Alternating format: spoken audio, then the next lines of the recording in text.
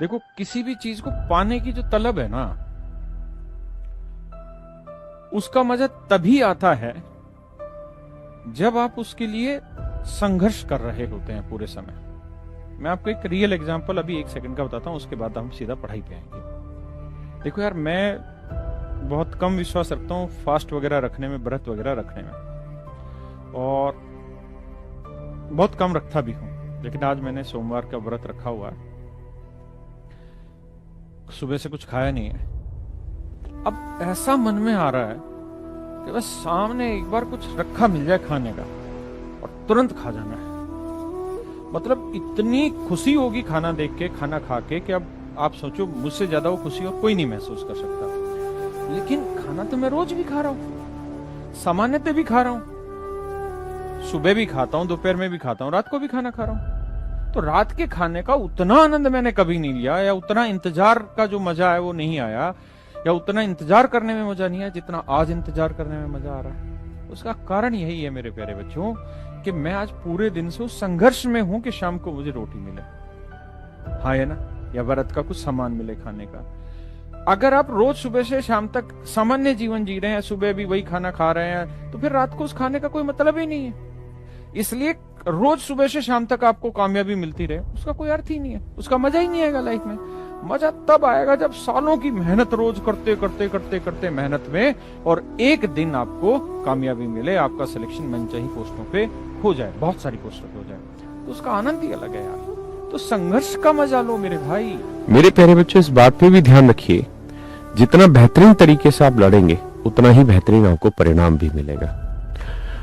जीवन में उदास होना एक स्वाभाविक प्रक्रिया है, लेकिन उदासीनता में अपने लक्ष्य को मत भूलिए। और सिलेक्शन होना ही हमारा जीवन नहीं है कि किसी गवर्नमेंट एग्जाम में हम सिलेक्शन ले ले, वही एक हमारा आखिरी पड़ाव, वही हमारा जीवन है, ऐसा भी नहीं है। जीवन में बहुत सारे और मुकाम आएंगे जहां आप सिलेक्शन लेने पर जो चीजें प्राप्त करते हो उससे भी अच्छी चीजें आप प्राप्त करेंगे। और भगवान आप सबको सिलेक्ट करे, जो मुझसे पढ़ रहे हैं उनको भी, जो नहीं पढ़ रहे उनको भी। जो बच्चा मेहनत कर रहा है, भगवान उसकी मेहनत का परिणाम उसको जरूर दे, जो ईमानदारी से मेहनत कर रहा है। तो मेरा आप सबसे बस यही मतलब सुझाव है कि आप मन करके पढ़ते रहिए।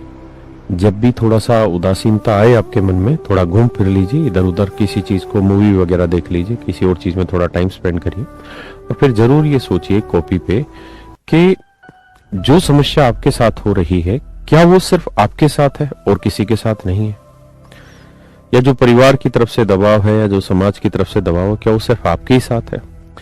या अगर इस उम्र में आप किसी प्यार में आ गए हैं, लड़का लड़की के में या लड़की लड़के के में, तो आप सोचिए कि वो एक स्वाभाविक स्टेज आती है वहां चिंता की, लेकिन क्या वो सिर्फ आपके साथ है? नहीं, सभी के साथ है।